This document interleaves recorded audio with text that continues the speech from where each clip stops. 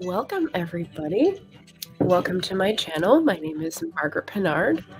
Thanks for coming by.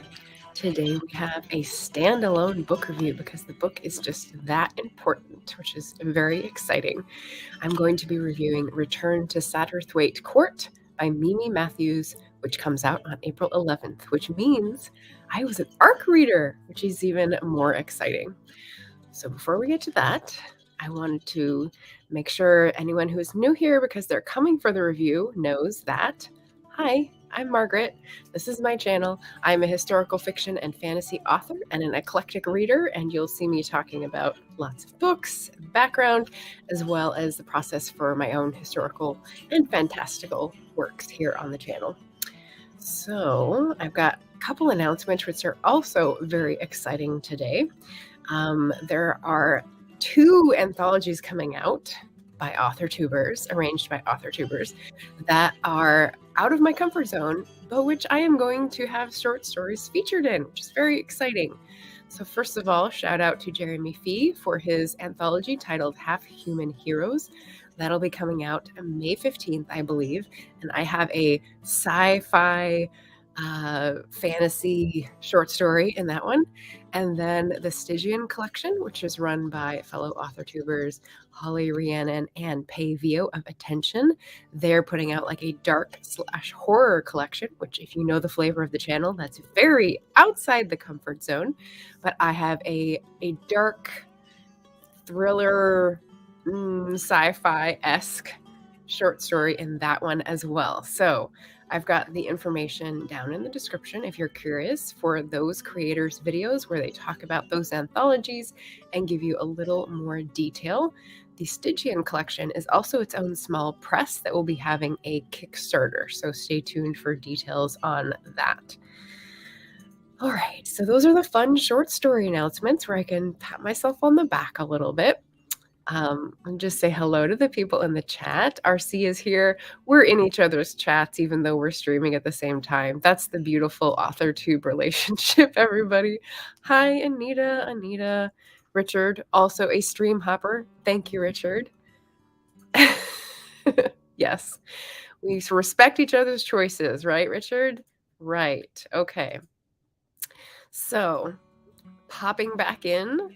Is the volume on the sound okay? I wanted background music, but I didn't want it to overpower me, so let me know if that is not good. Otherwise, I will proceed with the book review.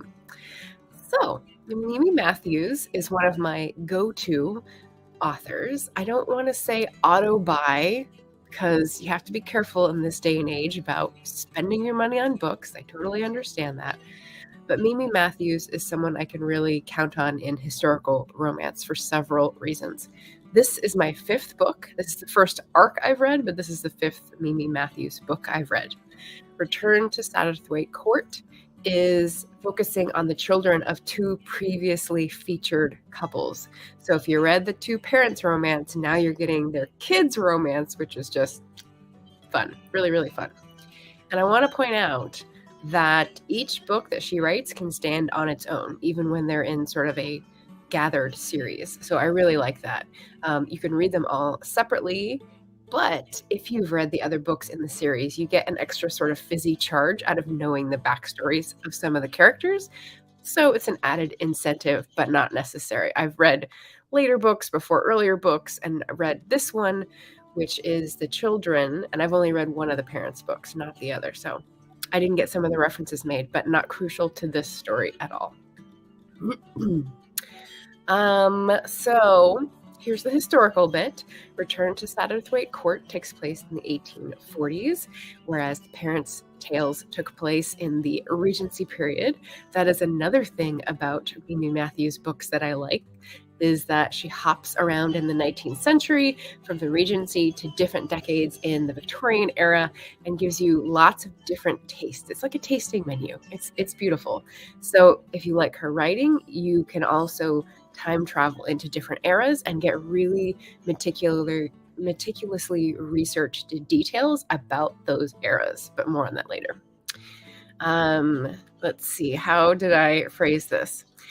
The children are dealing with the racks and woes of the 1840s, namely the racks of danger to one's reputation and family, hoo, hoo, hoo, hoo, and the woes of being a go-getter in an age when you're supposed to get got. Okay, that was my cheesy way of phrasing the fact that, women are supposed to wait and be pursued rather than do the pursuing. And this is very much a heroine who does the pursuing and doesn't see why she should be sitting back on the sidelines, which I like. It's got a classic meet cute involving a dog. And for anyone nervous about animals being included in books, there is no animal cruelty in this. Like the dogs are featured, the horses are featured. And on the back end that Mimi Matthews is a real animal lover. She sort of features them in a lot of her stories and uses them as character references. So A+ for that. No warnings there. There's the gutsy heroine, there's the reticent hero, which is pretty traditional. There's a side adventure to occupy their heads so that their hearts hardly know what hit them. And that's another cheesy phrasing I put in my review, which I'm particularly proud of. So you get a main love story, but you also get a side plot of a mystery, and that helps them sort of get to know each other. It's not forced proximity. It is actually pursuit. But it was just beautifully done and a nice slow burn. It's a very sweet romance full of dogs and horses and love for Somerset. That is the other thing that I would like to call out about Mimi Matthews' books. So this is number 3 in the Somerset series, the Parents, Children. And Somerset, in case you are unaware, is a region of the United Kingdom. And it's in the southwest, out there with Devon, I believe. Let's see, Devon, Cornwall, Somerset. Maybe Somerset has one of those debates about whether you put the clotted cream first or the jam, but Devon and Cornwall are the ones I'm more familiar with. Anyway, the southwest of Great Britain. And she's spent time there and she's gotten to know and love the countryside. I recently read that she said she got the ideas of the familiarity with the countryside when she was on a horse trekking adventure. So yes, love it. Her settings are just great in any of her books. So no matter which era, there's meticulous attention to fashion, manners, proprieties, travel times, in case that ever catches you up, natural surroundings, so that you really feel immersed. Her blog is a goldmine of information and research and contextualization for history nerds. So if you, like me, are a history nerd and are looking up details, she has done a lot of work. She's published 2 nonfiction books based on her research, so she's the real deal. And that is her blog. I'm popping that in the chat. Oh, hi, JC. Thanks for popping in. Hi, Jennifer. Welcome. Good to see you. I'm reviewing The Situation, Mimi Matthews' book, Return to Satterthwaite Court, which is out on April 11th. So I'm an ARC reader, which is very exciting, just to reiterate that excitement.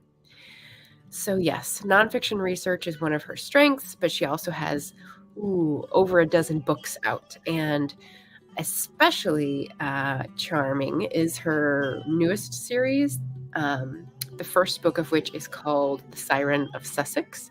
And here's a little tidbit. I can't remember where I read it, but it was a blog post or a newsletter entry that she had sent out where she was discussing the reason she was especially nervous about Siren of Sussex and why it was especially important.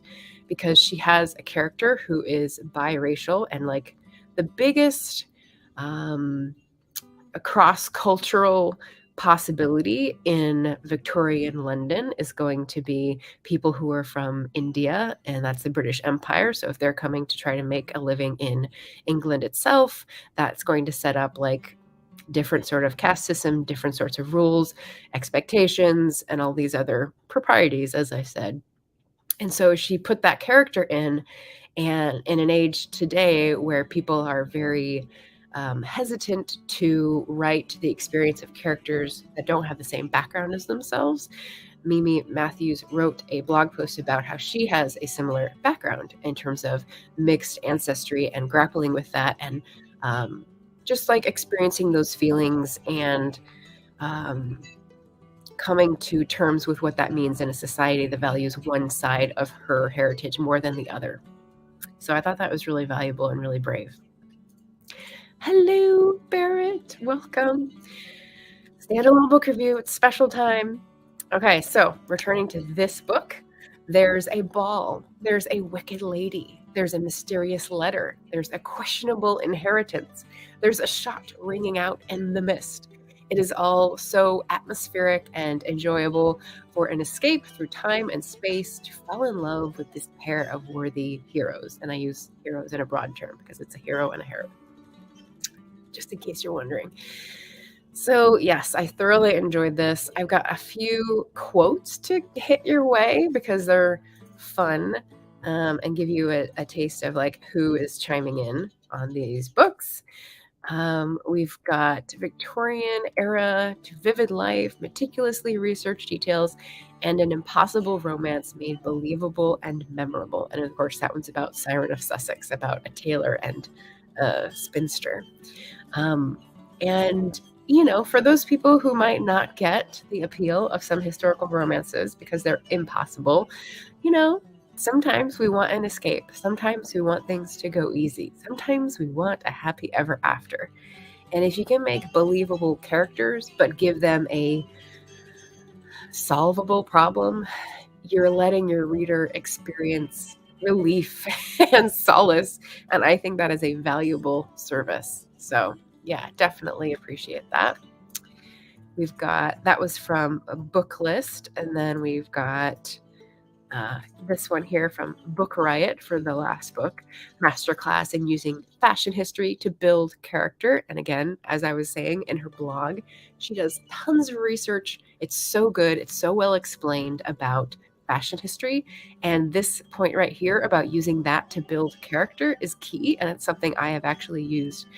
So as Ben Pick of Running to Write was pointing out, I like to put food in my novels, and sometimes that helps reveal things about character. I think Mimi's strength is using fashion to do that. So how concerned is the woman about her bonnet or the cleanliness of her hem? How concerned is the man about the tightness of his breeches? How much effort does that tailor put into making his costumes exactly right for the ladies who ride on Rotten Row? Like the attention to detail and the way the characters value those things, the food or the fashion, is a good way to show their character. So I really like that sort of subtle detailing. And we've got Ty Williams. Hi, Savion. Good morning, everybody. Thanks for coming in and saying hello. And then the last review quote I was going to pop up here is about a different book that I have not read, but I like something that she says, that Kirkus Reviews says. Tartly elegant, a vigorous, sparkling, and entertaining love story with plenty of Austenite wit. So for people who loved Miss Austen by Jill Hornby, this Austenite wit piece is another thing that I love about Mimi Matthews' books. So it is sweet romance. There's not like volleys of things back and forth, but there are smart characters in that they're trying to get to their objective. They're interacting in a sometimes demure, sometimes a little pushing the boundaries way, but they can fire off a riposte when necessary, which I really appreciate. So yeah, I love that. Austenite. So if you're a Jane Austen person looking for a fix in modern fiction or historical fiction, then Mimi Matthews is your girl. Here is a little fun section I put in to detail who this book is not for. So if you need sex on the page, this ain't it. So like I said, this is a sweet romance, which Sweet Savage Flame put out a worksheet that I just had up. Sweet romance means there must be an I love you at the end, a declaration of marriage or something. And there is only like a closed door or a kiss. There must be a kiss, but that's as far as it goes on the page. And so just in case you're wondering, that's the heat level. And you know, I read much hotter romances. There's a time and place for those, spicier, more, you know, engaged, more explicit. And those are enjoyable in other circumstances, but this one is good too. It's just different, right? Sometimes you like potato chips, sometimes you like fries. It's still potatoes, but it's in different forms, and you love them both, right? Right. So, yes. Hi, Jim. Welcome. Sweet romance. Well, I also said it's for animal lovers and it's for history nerds. So, if you fall into enough of these categories, it might be the book for you or fit in well with a readathon where you need to use a romance. Who knows? This book is also not for people who need hair-raising action happening in every scene. This one has no bombs, no murders, no assaults, but there are gunshots and a loose dog running through the street amid carriages and a whisper of a murder scandal. So there are like bad things that happen in this universe. They're just not right on the page, or they're serving for like some of the plot getting moved forward on the page. So I'm not much of a person for like explosions and like breakneck pace and thriller vibes in my books. That tends to, I don't know, get the squirrel running too fast and you just fall off the treadmill. So this is much more of a slow burn and a witty repartee and considered detail. So you get to enjoy the world rather than just race through it, which I like. And finally, this book is not for people who need contemporary sensibilities, as in modern day language and forthrightness, even with this gal, Kate. So it's slow burn. It does dance around it when you're talking about courting because there were certain things you couldn't mention, certain things you couldn't jump to, etc. But, our very forward young miss, Kate here. Oh, Kate? Yeah, sorry, other way. She does push the boundaries, but not in a way that makes you think it's out of character for the time, which I appreciate. So it's a very traditional romance, which again is one flavor of many. So put it in your deck of cards, enjoy it as an escape, but also remember to diversify your reading to other experiences too. And I do that every month. I make sure I have a good mix, right? It's like healthy diet, part of a healthy diet. Get your orange juice too. And the last note I had here was that, especially for animal lovers, there always seems to be, maybe it's just the Somerset Stories that has this extra special dog link. Now, I am a cat person, as you can tell, cat owner. So, I'm not as up and close personal with dogs as Mimi Matthews evidently is. But the way that the relationship between the owners and the pets, or horses, dogs, whatever it is written about reminds me of a recent book, which is Jacqueline Winspear's memoir, which I read. She talks about early memories of dogs that her family had, and then first horse, second horse experiences that were just imprinted and left such a character forming impression on her. And so that sort of reminds me, it's different time periods. Jacqueline Winspear talks about her Edwardian childhood, even though she grew up in the 50s. And Mimi Matthews is writing about Victorian. So it's still separated by a little bit, but that sort of faith in nature and animals sort of knowing the truth of things. And if you're not a friend to animals, that says something about you, not about the animal. And there's some truth to that. So I like an author that puts that in and gives animals a little shout out. So there we go. 4.5 out of 5 stars. I love it. I love it. That is my review. I have a couple more announcements to follow up. Earlier in the show today, I announced the short stories. So, rewind or check the description for those information things, links. There we go, links. But furthermore, I have events to tell you about. They seem to all be happening next week on March 21st, the equinox. So let me lay them out on you here. March 21st, I have the pleasure of co-hosting a YouTube anniversary stream for Emma Bennett, another romance author. Oh, I forgot to mention she's a hybrid author. So Mimi Matthews, in her last newsletter, talked about her schedule and how her contracts mean that she can't publish one of her own books, indie books, within 6 months before or after her traditionally published books. So that's why she's got one coming out in April. This is coming out April 11th. And then I think one coming out in June, so that she could squish them in this year. And then next year starts some more of her traditionally published books. And so she is a hybrid author. So that means that she's selling indie books. And that just gives me another boost of like, yes, go get it. I love that go get it spirit, just like her character. But yes, Emma Bennett, I'm glad I remembered that piece, is another hybrid romance author, and she's going to be on YouTube March 21st on her channel to celebrate, and I'm going to be helping her just have fun that day, talk about YouTube and being an author and books. I mean, what else do we really want to do? Also on March 21st, the spring equinox, we've got something on Books by Adrian's channel.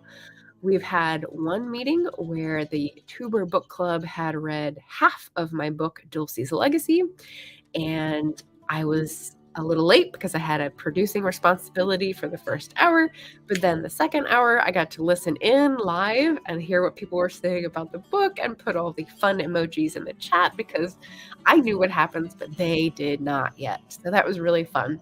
But on March 21st, they will have finished the book Dulcie's Legacy, which is my second book, a YA supernatural mystery, and we'll be chatting about their overall thoughts and sort of going over chapter by chapter their thoughts on the writing, etc., for the remainder of the book, which is super exciting. And I'm so honored that Books by Adrian has decided to do that, and the lovely booktubers have decided to read it. I feel very honored. And then finally, on April 4th, so a couple weeks after that, I will be a guest on Books by Adrian's channel to talk about Dulcie's Legacy. So bing, bang, boom. That is the 3 things coming up besides my weekly Wednesday wrap-ups where I review books and my Friday productivity sprints. So keeping to my regular schedule and really enjoying what I'm reading here. February was good. March is looking pretty good too. So, is there anything I'm forgetting? Let me check my notes. We can put this up and say thanks for coming. Oh, I know. This is what I forgot. So, I've got a book club, and there's a thing on my community tab. I'll touch on it in just a second. So I wanted to say thank you all for coming to listen to this book review. Go support Mimi Matthews, a lovely, hardworking hybrid romance author. Her newsletter is lovely. Her blog is lovely. There's lots of free ways to support her if you can't buy the book or pre-order it yet. But if you can, pre-order Return to Satterthwaite Court. The link for bookshop.org is down in my description. And if you want to support this author, check out my Patreon poll. So that is what this is, to vote on April's book club pick. Let me just pop out the link here for you. My community tab post is right here. Boop. And I have 3 possibilities. So I'm very excited about them all. At the end of the day, the book club members who are Patreon members will get to decide, but I think it's nice to get some other people's feedback so that we know, I don't know, what's the buzzy book, or does that influence our decision, etc. But if you want to weigh in and tell me which one you like, feel free to vote on my community tab, and I'd love to hear your input in a comment as well. So other than that, I'm all good for today. There are lots of other streams going on today, Sunday, which is a little unusual, but I definitely wanted to pop on to do this standalone book review and support Mimi Matthews and let you know what else is going on my channel.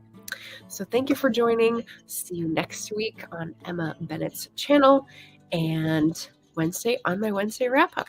All right. Thanks, everybody. Happy reading.